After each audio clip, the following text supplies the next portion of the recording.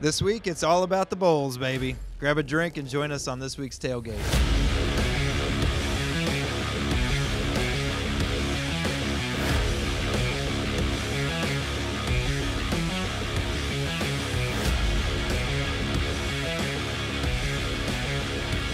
Hey, what's going on, everybody? As always, I am Luke. I'm Michael. I guess that makes me Dennis. And welcome back to another episode of this week's Tailgate. I hope you all had a great Christmas. Oh, yeah. It was Christmas. Yeah, just yesterday. Merry it was Christmas, y'all. too cold. Or happy holidays, whatever. We're totally not recording this ahead of time. Totally. Possibly. Ho, ho, ho. But let's hear from our sponsors. Explore Nash. We're just in the holiday season. It's just the festivities. But no, our sponsor, no eggnog, no spiked eggnog in particular. Now, Luke might, I don't know what he's got in there actually. But our sponsor tonight is Explore Nash. If you are looking for any fun entertainment content or educational or geopolitical content that's going on for the Middle Tennessee area and you're just interested in any of that information, check them out at Explore Nash on Instagram, YouTube, and TikTok. So, TikTok. That's the time. Tickety-tock. We're not covering too much this week aside from just all the bowl games. It's all about the bowls, baby. It's all about the bowls. One more time? All about the bowls. Okay, got you. Just want to make sure. All about the bowls. So we're going to start it off with the bowl games that are happening later today, which is the 26th. And some big exciting ones. Some super exciting ones. I think they're going to be defining for the rest of the season. Well, it's really for going to these particular teams. Send these teams off in a blaze of glory, or yeah, it will not help their recruiting classes one bit. probably not. Yeah, Minnesota's going to be screwed with that. I mean, for the fact that they've got they're 5-7 and they're in a bowl game, Yeah. weird. I don't know. That might be. Hey, I can not even win half my games and still get in bowl. All right, I'll come here. Yeah, and I mean, we were talking before we started recording, like what would be a different solution to, like, if you don't have enough teams, instead of putting in a team that clearly didn't try hard enough, because that's really what it is. They weren't good enough. Come on, they PJ Fleck, you didn't try hard enough. You didn't try hard enough. You just weren't good. And I mean, because honestly, like, one of your wins you don't even deserve anyways. Mm-hmm. I feel like Michael said that personally. I mean, I honestly do. I think Iowa was wrong. Iowa was right. Oh, no, 100%. Yeah, That's what I'm talking about. So Minnesota, like, they're 5-7. They're playing against Bowling Green in the Quick Lane Bowl. And again, it's unfair that they're having to play against a team that's literally called Bowling Green. Yeah, it's not fair. It's in the name. It's in the name. But one of the things that we're talking about is, like, instead of letting a 5-7 team, a subpar team, a subpar D1 team, play in a bowl game, which is supposed to be a game that's season defining. It's supposed to be like, hey, you know what, you guys did at least good enough. you were at least average. You were at least average enough to have some syndication for a bigger game that's designed to arguably draw better recruiting, better stuff like that to your school, and instead of, like, having a 5-7 team, like we were talking about, like, what if, like, teams that were in contention of becoming a D1 team, like a D2 team that, like, won the championship or something like that, it'd be like they're given an option. Hey, you could play an additional game. Now it sounds unfair. You're playing 15 games. You're going to play a 16th game, right? But if you win that game, then you could become a D1 team without a bowl penalty, something like that. What other options could be there, like, or does that sound like one of the better options? I mean, I think it's something to that extent, because I mean, again, it's always been you want winning teams. It's always been a 6-6. We talked about Harding last week that has this amazing rushing. Their defense was stepping up. What if you put them in and you just said, again, hey, you're going to get all the benefits that Minnesota would have gotten if they had played in this bowl. You're going to get the whatever the financial stipulations are for, which honestly for a team like Harding, a D2 team It'll be going really into helpful. a bowl. That's going to be really helpful getting the financial stipulations that you're going to get from that bowl game. So doing something like that, I mean, honestly, recruiting, hey, yes, you're not, you might not be on a level of getting a D1 scholarship, but hey, if you come to us, if there's teams that don't, aren't able to make the bowl game, we can slip in there and go play another game and get in the bowl game. And now again, with the portal the way it is, hey, not only that, but you could look at really showcasing your talent in this bowl to where you might be able to move up to D1. You kind might of treating the D2 basically and D3 is basically almost like another JUCO. Like a JUCO opportunity, essentially. Exactly. Like an actual minor league, No, I mean, I completely agree with that. I know kind of like just before this, I know, Luke, you were kind of telling us like how basically in European soccer, where basically when it comes to, I forget which league it is in it's like the Premier League. Yeah, where like the team that does the worst ends up playing the team that did, or they end up swapping with the team that did the best in the worst league. Yeah, you would get relegated. You can get relegated to a lower league, and then whoever wins the league can get promoted up into. And I feel like that would be a great kind of thing in terms of going from a D1 to D2, because there are some D1 schools who literally probably have not had a winning season in like 10 years. So, and there's D2 schools, just like Harding University, where they've been dominant for the past, 5-6 years. And it's like, hey, if they went to a bowl game, for example, something like this, I believe the buy into a D1 is like $5 million. It's a $5 million investment. And then you still have to like increase scholarships, like funding for schools, like everything. You have to do your facilities. You have to do all this. That's just the $5 million is just the buy-in. So essentially, like if they were to say hypothetically play into this bowl game, that could potentially, like you said, build new recruits, build more gains, financials, all these commercials that the players are able to get. But it gives the opportunity for players, like, hey, D2 doesn't sound like it's such a bad idea. Right. Yeah. So especially if you go to a good D2 school. Yeah. Yeah. Well, it gives better incentive for D2 schools to actually invest. Want to like jump up. And then on top of that, it also gives them an easier entry point if you lessen the financial burden or whatnot to becoming a D1 school if you're winning those bowl games and stuff like that. Right. The other thing that I was thinking of is like when it comes to demoting like a D1 team to D2, like they would have to have, I would say that they'd have to have a losing record as a school, like not just like the past 10 seasons, but like literally their overall a record as a school and in D1 needs to be losing. See, and I don't know if there would be any way to demote or regulate or relegate or whatever a team, especially because there is this buy-in. These teams do have to buy in and meet certain criteria to move up to D1. So I don't know if you could actually demote a team, but at least making it easier for a D2 team to take that step, whether that be lessening the financial burden, whether that be, hey, you won a bowl game, so we're going to take $1 million off of the buy-in, whatever that may be, but just giving the D2 schools, kind of another platform for them to shine, for them to kind of take that step, for their players to get seen, and for a small school like Harding, that's going to be a huge deal to go there, or it would be a huge deal to go to a bowl game like that. So, what could you do so that you don't have a 5-7 team that really didn't earn a spot actually getting in just because they're the best of the worst teams? Yeah. So totally. And so but again, it's an interesting conundrum. Should we continue to reward poor mediocrity? Not even mediocrity. Mediocrity 6-6. Yeah, that's below that. It's 500. Yeah. Right. So poor performing teams, in lieu of higher performing teams that may just be in a slightly different league, and just giving them the opportunity to show themselves to be something better. Well, and it would be fun to watch. Think of the casual fan. Realistically, how many people are going to watch Minnesota Bowling Green?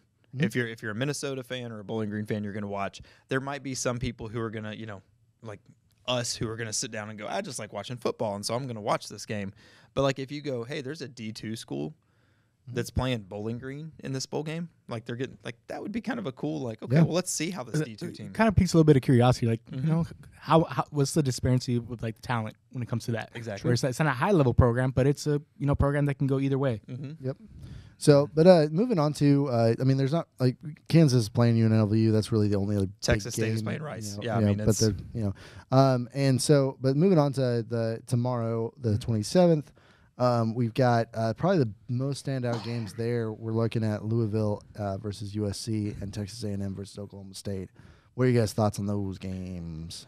I mean, I've not heard of many players from Louisville sitting out. Nope. We obviously know that Caleb Williams is not playing for USC, but then you also Malachi, their backup court, Malachi Nelson is not playing because he's transferring. Yeah. I can think of one defensive player off the top of my head who's already entered the portal. There's probably more. I just can't think of them right now. So, I mean, you've got a bad USC defense who's already losing some of their defensive players. You've got a good offense but doesn't have a quarterback. Kind of reminds you of a team that beat Louisville not by very much. No, not at all. Didn't have a quarterback. Yeah. But either way, I think that'll be an interesting game. I think that Louisville's going to win, especially coming off that loss against Florida State in the ACC championship. I think with a few weeks to prepare, and especially with USC being the team all year whose offense has kept them in games and their defense has done nothing. I mean, this looks to be one of those Louisville running away with it. Yeah, this. But really, I said the same thing about the ACC championship. So what do I know? Well, but the difference is that the ACC championship, I don't think you were really expecting necessarily Florida State to hobble as much as you were expecting them to. Louisville actually performed very oddly against FSU, but FSU they performed that way because of the fact that FSU actually has a decent defense. True. USC has, at this point now, neither a good defense or offense. Yeah, I mean, their main, or basically their first, second, and third weapon. Right. Gone. Just, and so, Will Howard, who is transferring from Kansas State to USC, won't be eligible. Until next year. I think the only quarterback that's going to be playing is going to be a sophomore named Miller Moss. And he's only done a couple throws, actually, throughout this season. Yep. So, like Eminem. Yeah, he was 23. He was only had 32 attempts all year with about 300 yards and 1 TD. So that's not bad. 32 attempts and 300 yards. Yeah, I mean, it's kind of been spread out, but it's not the worst thing in the world. But I'm just kind of curious, is like, hey, has he played? How long has he been playing with the first team? Right. See where it goes. And again, like it'll be interesting to see. It could end up becoming a really boring game by the second quarter. Unfortunately, by default, just right. Well, yeah. I mean, if Louisville's just running away with it, USC is just going to continue to deflate. Well, and the same thing you've got on the same day North Carolina playing without their quarterback. True. Like, I mean, you've got two of the guys who all year have been kind of that, arguably 1-2, kind of who's going to go first, who's going to go second in terms of quarterbacks. Yep. North Carolina's playing without him. Yep. Now, I would say North Carolina's probably been a little less. They're not as reliant on Drake May. Exactly, not as reliant. But they also, as a team, I don't think has been as good as USC has been. No, not offensively. I feel like they're a bit more balanced, though. They're more balanced. They have a better defense because they have a running back who rushed for over 1,400 yards. Yeah. So it's like they have someone to lean on. Yeah. I guess that's true. Yeah, they can rely on that run game a little bit more. And West Virginia is not a slouch either. They actually have done really well this year. And so I wouldn't be surprised if that actually is a pretty close game. Yeah. Just because West Virginia actually has a pretty balanced team. Their defense is decent. Their offense is okay. And so it's gonna be a battle of the mid there. Right. I mean, they're both 8-4. Yeah. So it's just like they're 8-4. They're the weaker of their conference. Right. They're the weaker teams in their conference. But West Virginia does like to play spoiler a lot. So Texas A&M, Oklahoma State. I honestly think that Texas A&M might actually do relatively well. I think Elko will actually get stuff squared away. Especially since you don't really like Oklahoma State's running back very much, do you? No, I'm not really a huge fan of him. I don't really. Michael has been wrong before. Remember that. But I think that the coaching staff at Texas A&M is going to try to show that they have something to prove. That they with the 5 stars that are still left on the on the team and stuff like that. I think Elko is going to be able to do a really good job at game planning. and Oklahoma State they just look tired. Like they're pretty beaten. I'm not gonna lie. Yeah. So again, this is a month off. They could have rejuvenated themselves, but I don't know. I just don't see it. I just feel like Texas A&M is gonna actually run away with that one personally. I mean, according to ESPN, Texas A&M are the favorites, are about 71.8%. So. Wow, that's actually a lot higher. That's a lot higher. Yeah, I didn't know. I was actually, when I was looking at it, I'm like, that's a bit surprising on my side too. Especially since they're the away team, even though they're closer to right. to the stadium. Then we'll move into Thursday. Yeah. So start off with a little SMU Boston College. We got Rutgers at Miami. That actually might be. I think that might be a fun game. Yep. Yeah. At the Bad Boy Mowers Pinstripe Bowl. That's right. Man, that's a funny bowl. I'm not gonna lie. That's pretty good. So, but yeah, Miami. I mean, but Miami will be without Tyler Van Dyke, who's transferring. Not that really matters too much. No, he was kind of falling off at the end. Kind of falling off, but. But Rutgers has been pretty decent this year. They've been surprisingly decent. Rutgers has been a lot better than I think they were given credit for, or for a lot better than most people would have said that they would have been. They played a lot of teams, some teams that were better. I mean, they played Ohio State really well. They played Michigan really well. So they definitely they know how to play. They know how to talent. play. Now I know that a lot of the scores on those games were a little lopsided, but they lost to, I think, Ohio State 35-16. However, that was a lot in the fourth quarter. That was a lot towards the end of the game, and the same thing with Michigan. So they've got a lot to go, or they've got a lot to prove. I think they're 6-6. I think arguably they're better than what that score is, and I think a lot of it is just by the teams that they played. But I think that Rutgers might actually pull this one off. They could. I think so, too. Miami's missing too many key players. Then you got NC State and Kansas State. Not really so concerned with who wins this game. I think NC State will probably win because Kansas State has lost their starting quarterback. But this game is more important for Dennis because of the you were really upset about the fact that I told you not to talk about this game. Oh, goodness gracious! I was like, I really don't care about Kansas State. I don't care about them, but I care about this bowl. Yeah, I know. It's the Pop-Tart Bowl. Okay, talk about why you like it, and we're gonna move on. Minute. It is the first. 1 minute. I'm gonna take advantage of this. It's the first 1 minute. edible mascot in sports history. The first. The winning team gets to bite. Not the most hygienic, especially a couple years after COVID, but still. Mind you, he can't eat this one at all. I probably would, just take a bite, but if I could. Eat it and then just hop in the sauna afterwards. Exactly. I think I found just a magic trick right there. But hey, don't laugh though. Imagine that. It actually is working. Like it's just a big old. I don't know exactly how they're gonna do it, but it's like a big old Pop-Tart just running down the field. And you're gonna have people just kind of chasing it, just like ah. Just like, I mean, like you've got the like old. You just won the. What is it? You just won the Pop-Tarts Bowl. What are you gonna do now? I'm going to Disney World. And it's like, what are you gonna do now? I'm gonna eat a giant Pop-Tart. And like, I'm gonna eat a giant Pop-Tart. Just imagine that. Like the two teams that like the only great thing I feel like about this is like you're either gonna have the Wildcats chasing down the Pop-Tart, or you're gonna have the Wolfpack. It's a commercial that just sells itself. I'm just saying. Just imagine a Pop-Tart. I'm just saying. All right, your minute's up. Been a lot. Brown sugar Pop-Tarts are the best. Oh my gosh. I'll agree with you on that. But then I think this will be the best game. Yes, because it's got Pop-Tarts. Noah Fafita. Oh. Arizona, Oklahoma. Oh yeah, that one. Which again, you have an Oklahoma team who, while ranked higher than Arizona is going to be returning a lot of their guys. A lot of their guys are going to be coming back to play this game. And Oklahoma is going to be, again, without their starting quarterback. Yep. There seems to be a trend here. A lot of teams without starting quarterbacks in the bowls. Yep. And the crazy thing is some of them are due to transfers. Yeah. Which is very, like, I think most of the ones we've mentioned so far have been because of transfers. Right.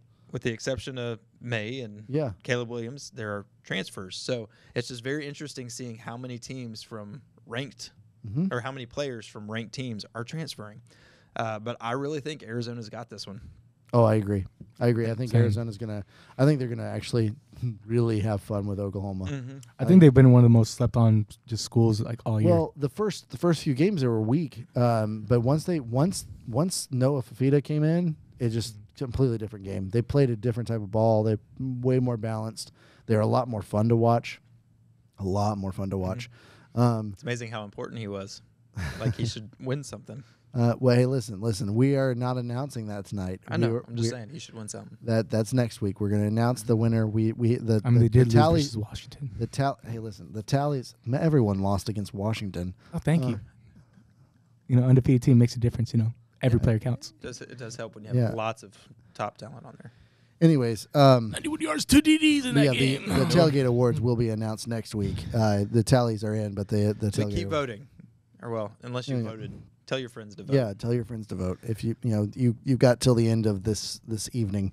But again, I think Arizona is going to. I think they're going to run away with it. I think Oklahoma's a little too deficient on both sides of the ball Talent. at this point. Yeah, they're at this point. Yes, they have a great coaching staff, but it doesn't really matter. They're a little too depleted. Mm-hmm.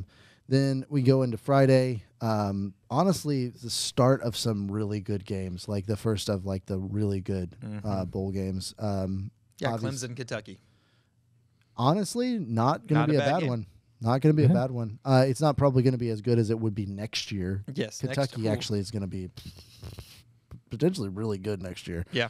Oregon State, Notre Dame also going to look pretty good. I don't know. Is it? Oregon State doesn't have their quarterback.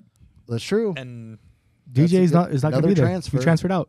Another transfer. It's a 7th-year transfer, I think. And Sam Hartman finally is. I don't think he's playing the bowl game. Sam Hartman. So I mean, it'll be interesting who the backups are because I mean they both have good players around them. Like it wasn't just a quarterback playing team. Yep.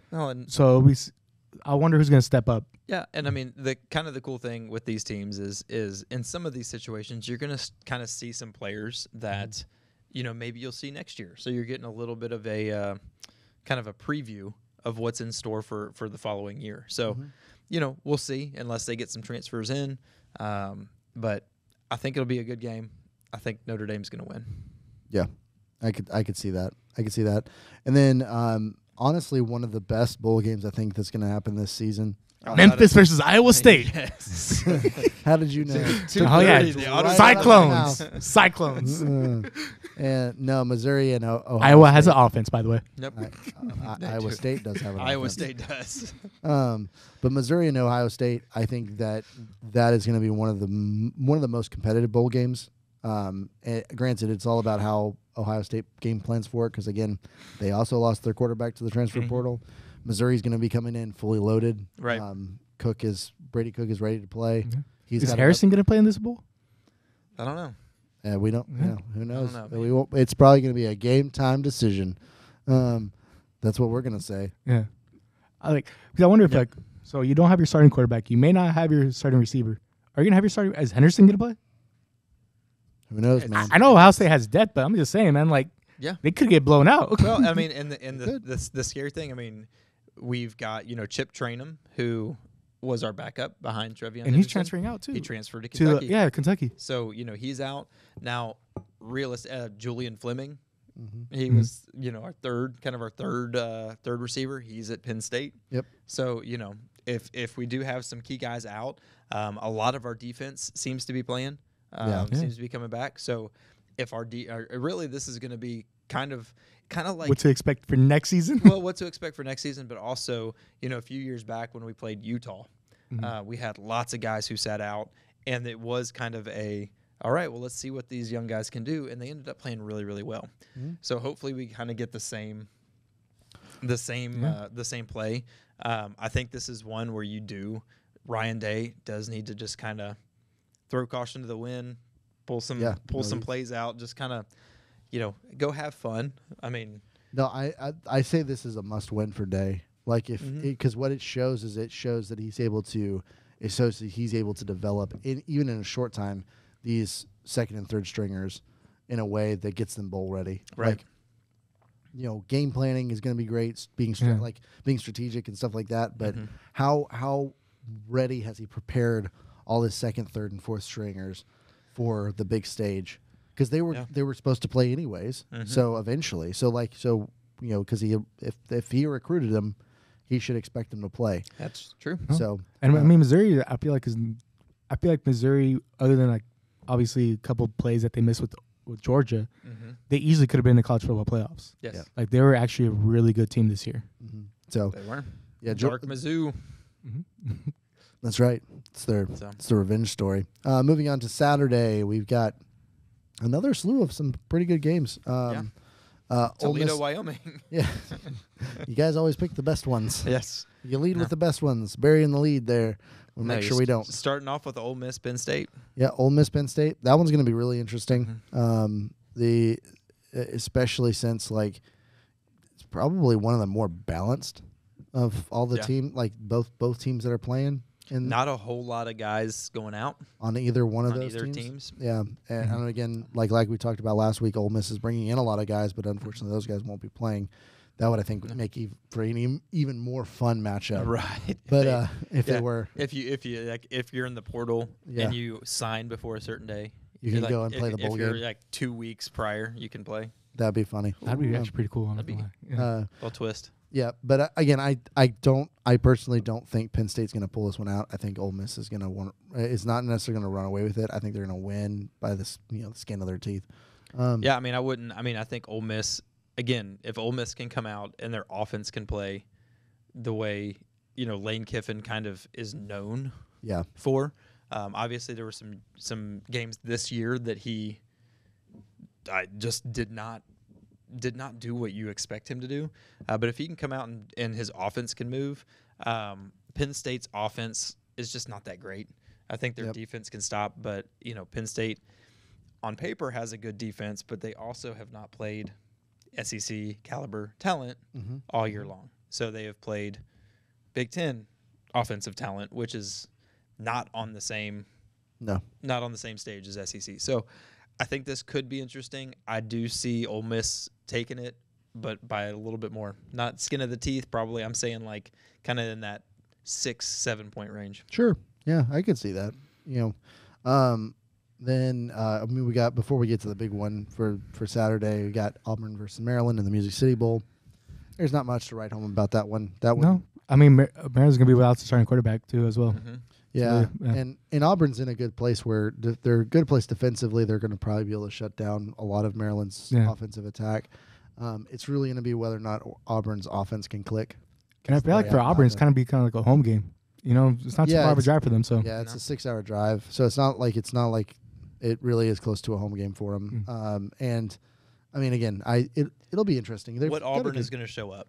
Yeah, their offense has had some flashes of just looking really. And Maryland has pretty good defense too. Maryland has a pretty good defense, but I think if Auburn's offense can show up like they have a few times this year, where they just look like they're in sync, they look like they're clicking, and make sure to play to the last second. Right. Yeah. Yep. Unfortunately, that's true. And that brings us to the biggest game for Saturday, which is Georgia versus Florida State. Toledo, I was like, Wyoming Cowboys. That's right. You guys got Florida State, you're getting snubbed again. Y'all don't have your starting quarterback. What do you want me to do? Right now. Right now, that means that Toledo's better. Something in Ohio, I guess. Yeah, no. But Georgia, Florida State. Not much to say about this one. It's the two teams that are both griping about the fact that they got left out of the playoffs.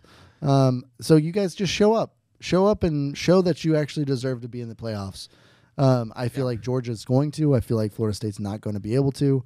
Well, especially with Georgia's quarterback saying he's coming back. He got Beck coming back. Last week he said he was going to come back. So, it's Georgia's going to be fully healthy and fully present. Yeah. And Florida State's going to be lacking in some of those present and healthy areas. And they're going to blame it on all those different conditions. They're going to blame it on our team was just they were just down in the dumps because they were just snubbed. It's like, no, you guys you were probably just exposed for what you really were, which was not a team worthy of the playoffs. Mm-hmm. Sorry.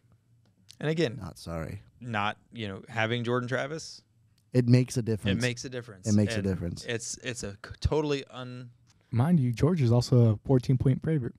Yeah. So it's a pretty big difference there. Yeah, and I think Georgia's going to win by more than 14 points. It wouldn't surprise me. I just think, and I think this is where I wish Florida State fans and like Florida, whoever that guy is that keeps saying he's going to sue.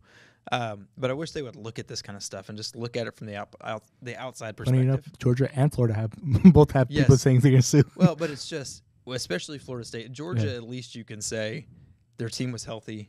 They lost to Alabama by, what was it? 3 points. 3 points. 3 points in the championship. In the championship game. So they have a little bit more of a leg to stand on. Yeah. Florida State, it's like you had a good team, but you got exposed the last few weeks when Travis was out. Like, you just were not the same team. You're not worthy of the top 4. The playoff committee said we're taking the 4 best teams. And without your starting quarterback, you're not the best team. That was proven in the ACC championship. That was proven in the last few games. So I see, like you said, Georgia is a 14-point favorite. I see it by more than that. I think this is one of those, like, if there was a mercy rule, I think this would be a game that the mercy rule got called. It's possible. I mean, it could be uglier than last year's national championship. Mm-hmm. I don't think Georgia's going to play with that much heart. So that I don't think it's going to be that big of a point spread, but I think it could be close. Yeah, I mean, don't get me wrong. I was actually one of the people who was upset that I wanted Florida State to be there, but if their backup quarterback was actually playing even above average, right, I feel like they would have actually had a chance to go into the college football playoffs. But since he played like a below average quarterback, I'm kind of happy they're not in it. Like, I'm not really all that disappointed, like, just in their overall play. Yeah.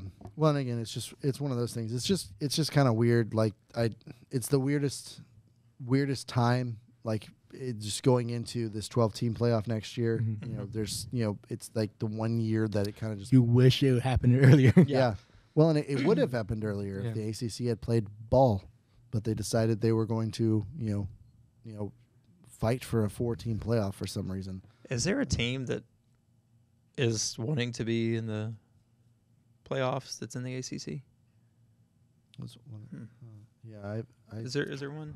They might be left. I think we're probably forgetting them. They'll be left out. Maybe. I mean, out of mind. Ranked number 5, Florida State, something like that. Clemson always wants to be in the playoffs. They do. But they definitely don't deserve it this year. No, but the last few games they played, they looked a lot better than Florida State. True. I like that's the thing is that game, Florida State versus Clemson, would have been very different if Travis wasn't in that game. Yep. So would have Florida State LSU.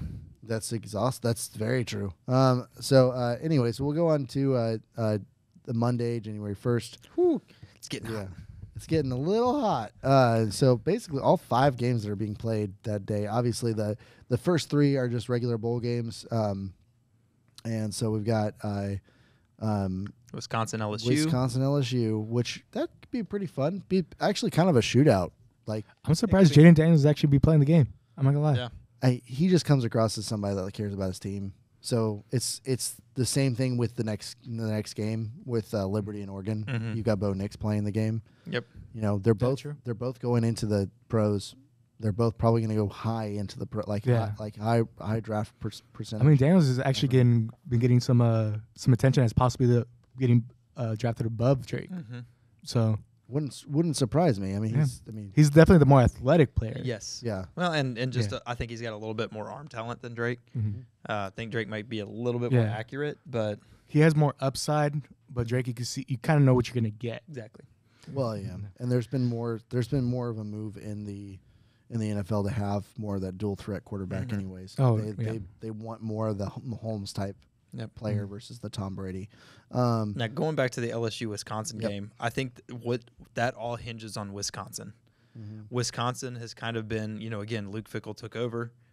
He's been trying to implement a little bit more of a, pass heavy offense, air raids type style. Which is going to be really hard first year taking over for a team like Wisconsin that has traditionally been the ground and pound. Yep. So it's what Wisconsin has shown flashes of being able to do this.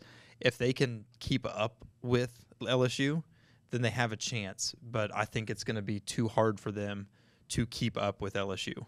It's going to be a shootout. It has to be a shootout because that's what LSU does. Yep.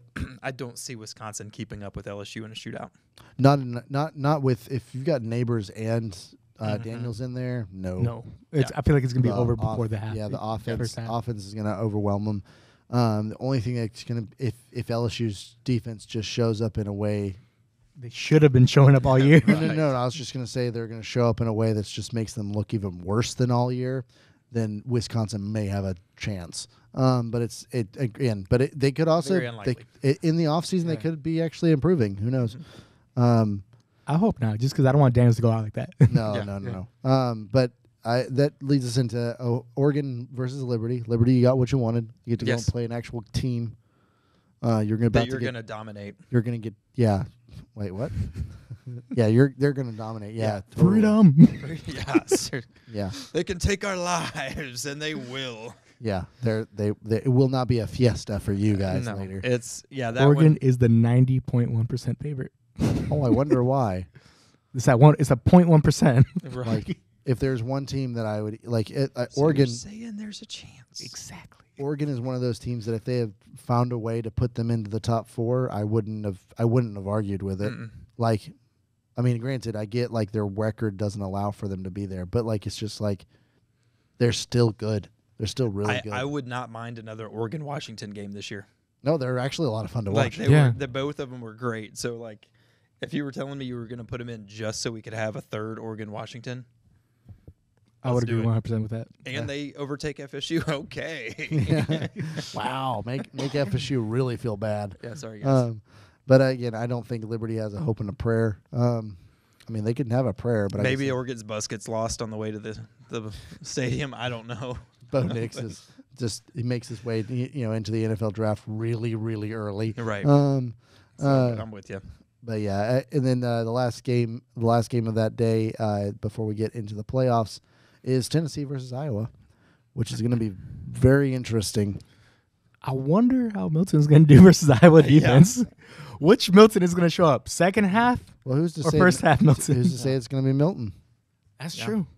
Could be Nico. If Nico shows up, that would be a really strong test for Nico. I mean, I'll say if Nico plays, I think Iowa pulls it out by a hair.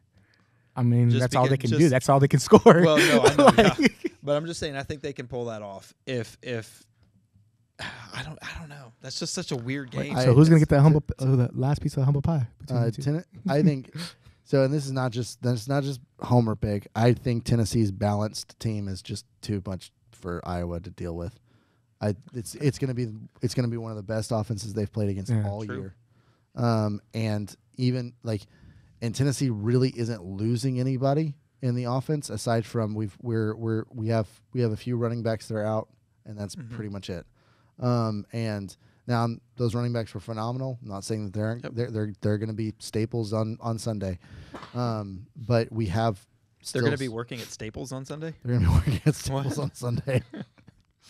Yes, they're going to be working at Staples. This another Kurt Warner story? Yes, exactly. You got it. One of them might go to Office Max. But depends on what they offer. Yeah, maybe one goes to Best Buy. Don't do it. Don't do it. We can tell you from personal experience. Don't do it. It leaves you blue in the face. Shh. Anyways, yes. I think Tennessee. The thing is, people are just well, Tennessee lost their entire secondary to the portal. Good. Tennessee secondary was trash. They were not that good. They were great if it was two-hand touch. Right. No, that's what I'm saying. It's good that they did because their secondary was trash, and I think that's honestly kind of the conversation that more than likely the Heupel and their defensive coordinators had with the secondaries. But you're trash. You're trash. You should leave. I really would have wondered how if they would have even looked average versus an Iowa offense. I mean, they would have looked. They would have looked good against an Iowa. They probably offense. would have, or Iowa would have had their best game offensively in the air. Yeah, because again, it's very possible that could have happened. I think regardless of which quarterback's in, I think Tennessee's going to pull out the win there. They're 6.5 point favorite. So and it's I know. and so this is going to be a low scoring game. Probably. It's gonna be two. It's gonna be like about 3 field goals and 1 safety. Well, I mean, like literally, like earlier this year, Heupel won his first game where he only scored 20 points in his entire career as a head coach. So this could be game number 2 where he wins a game only scoring 10 points. Only scoring 10 points or 14 points. Now we're going to head into the playoffs. I'm not going to spend too much time there because of the fact that who's Florida State playing in the playoffs? Oh yeah, Georgia. Okay. Yeah, they're playing for the national championship on Saturday. I thought it was James Madison. The default national championship. My bad. The default. Yeah. So they can have their national championship, but no, the first of the playoff games we've got Alabama versus Michigan. Ooh. The team that Michigan did not want to play against. Mm-hmm. Them or Georgia. They didn't want to play against either one of them. They didn't want to play an SEC team. No, because they didn't steal their signs. I mean, what? And so Those are signs. I just gave Michigan. I think Michigan's still a point confused. favorite. They're a 1 point favorite. They're a 1 point favorite. Yeah. And maybe Vegas knows something we don't, but every time Michigan gets into the first round of the playoffs, they suck. So, which is curious. Yeah. It's weird. And I think Alabama making the move of hiring one of the old assistant coaches. That has to be the funniest thing. Hilarious. And literally one of the things that Nick Saban said is he just wants to get up to speed on what's going on in Michigan. I didn't know he said that. Yeah, that's actually pretty funny. That I'm like, oh, interesting. I know he was smirking real big with that. Make Jim Harbaugh have to change his signs real fast. It is definitely it's a chess move, and it's definitely move for sure. With everything going on with Michigan, and again, we don't know, nothing's come out, we assume things. However, this was, I think, Saban kind of doing the Saban thing. The Saban thing of like, I'm gonna, watch him fire him right after the game. No, he probably will. There's probably one of those like, hey, we're gonna pay you $100,000 for us 1 to week, hire you, and then we're gonna get rid of you after the bowl game. Yeah, whether we win or lose. Now there is one thing. Like, I heard of this thing the other day. It's called a Wolverine cookie. So do you know how you make a Wolverine cookie? No. So you put them in a big bowl and then you beat them for 3 hours. Which is what I think How Alabama. does Ohio State know about that? It's a bowl game, not in a rivalry. Oh, game. my bad. So, but that's what Alabama's going to do to them. That sounds about right. Okay. You put them in a big bowl. You put them in a big bowl and you beat them for 3 hours. Yep, I think that Alabama's going to do that. I really do think that. It has nothing to do with Ohio State, you jerk. Go pick a team, Dennis. The statistics that have been flying around for the past 2 weeks or whatnot just kind of lend to Michigan not being as dominant in this game. One of the big ones is the fact that Michigan has played, on average, it's like a top 80, top 90 offense all year. I think the best offense they played was Ohio State, who you said was ranked in like 36 or something like that, which is not bad by any stretch of the imagination. It's not bad, but it's not where Ohio State's been before. Like they were in the top 5 last year, right? So it's just like but Michigan has not played anybody. They just, like, aside from Ohio State, they just really haven't played any offense, and arguably the defense, yeah, sure, they've played Ohio State, they've played Penn State, who both have decent defenses, and Iowa, who also has a good defense. I just don't know how, though, they square up to the secondary of Alabama. Alabama has one of the best secondaries in the country. Yeah, and again, we've talked about it before, and we have to continue to talk about it, especially with this, is the level of play that SEC teams play week in and week out is tougher than the level of play Big Ten teams play week in and week out. Even this year, you could say that the Pac-12, the level of teams, and maybe not the defense, but the offense. Offense. Yeah. So it's different, and I think that's where you saw Michigan, Ohio State, and Penn State rank so high on the defense, was because the offenses in the Big Ten, rank so high on the defensive side of the ball, is because the Big Ten offenses are not that great. Yeah. The offenses have not been. In Ohio State, honestly, when you look at the players, should have been the most dominant offense there, and you could argue that really Michigan had the best offense. So I think that's where this is going to be an interesting challenge for Michigan, is how do you compare against an SEC team? And I think that's going to come down to more coaching. And I think with Saban, as you said, Michael, earlier, like Michigan tends to lose in the first round every single time. Saban, I don't think he's ever lost in the first round, has he? I don't know that stat. No, I don't think so. Yeah, so like if you're going to put it in a crucial situation, the last coach I would want to see is Saban. Right. Well, and realistically, if you really think about this past year, the biggest wins Michigan had were when Sharon Moore was coaching the team. So yeah, true. Maybe Jim Harbaugh should sit out. Yeah. I mean, put some new blood in there. Just hey, Sharon Moore was able to handle the big game. So yeah, just take a back seat, Jim. Go back to the NFL, Jim. Bears are calling. You played for the Bears too. That's true. So there you go. Anyway, so one of like 28 quarterbacks. The last game we got for that Monday, which is the last playoff game, it's going to be a good old Texas versus Washington, a rematch from the bowl game last year, where Washington wiped the floor with Texas. But Texas has come back stronger. I think Texas is a much stronger team than they were last year. I do too. Washington's only slightly better than they were last year. I would agree with that. So it'll be interesting to see what happens. We know Washington has a phenomenal coaching staff. They know how to game plan well. Coach of the year. Yep, and rightfully so. I'm not going to contend with that. Nope. But Texas has done a lot. Texas has done a lot. You've got Ewers that's coming back. He's playing. It's going to be an interesting game, and I think quarterback play is very even on this one. And I think this game is really going to be dictated by the running game and who can establish the running back. Yeah. And Washington has a horrible running back. So don't vote for him on the tailgate. No, I'm just kidding. No, they've got a great running back. Both teams do. But I think really it's going to be who can establish their passing game. Yeah. But also who can really succeed in the trenches. So. I think this kind of game is going to remind me a little bit of like the Oregon game, Washington versus Oregon. Because it's that kind of style. I feel like it's going to come out to be. It's going to be a high-scoring game. I feel like both teams are going to score over 30 points easily, and it's, like I said, it's going to come down to quarterback play. But I feel like it's going to come down to the last 5 minutes. I feel like, and that's going to kind of change the game. Kind of who has the ball last type scenario. Not so much. I just feel like whoever makes like the last mistake within the 5 minutes, and then it's going to all of a sudden be like, hey, a 7-point game. To all of a sudden now you lost by 17. Yeah. The only reason why I could see this one not being that way and where it actually leans more in Washington's favor is the fact that Texas's secondary is notoriously bad. Yeah. That's Washington has some speed on the receivers. Yeah. Well, and that's like so Texas has that's their biggest weak link in their team is their secondary, and. I mean, Alabama was even able to pick it apart early on this season, and Alabama wasn't that great early on this season. They massively improved. But so if Washington's hitting their stride, especially if Penix is having a phenomenal game, it's gonna be very tough for Texas to keep up. If they're ready to have a balanced offense or just one-way passing. Yep.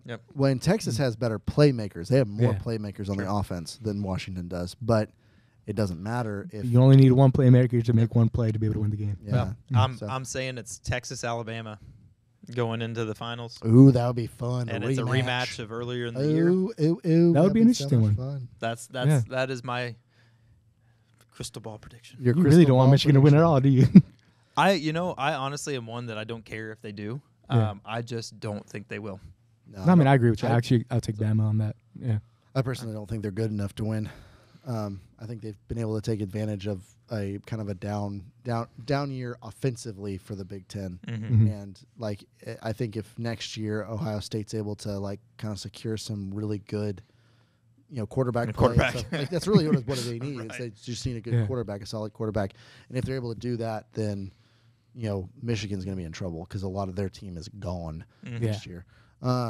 Anyways, so don't forget to vote. You have till the end of this evening on the 26th to vote. Fafita. To vote for who you think should win the Tailgate Award. Dylan Johnson. Feel free to tag them on X or Twitter or whatever you guys want to call it. Dylan Johnson. Anyways, well, thanks again for joining this week's Tailgate. Come back next week. Grab a drink and join the conversation. No, Fafita.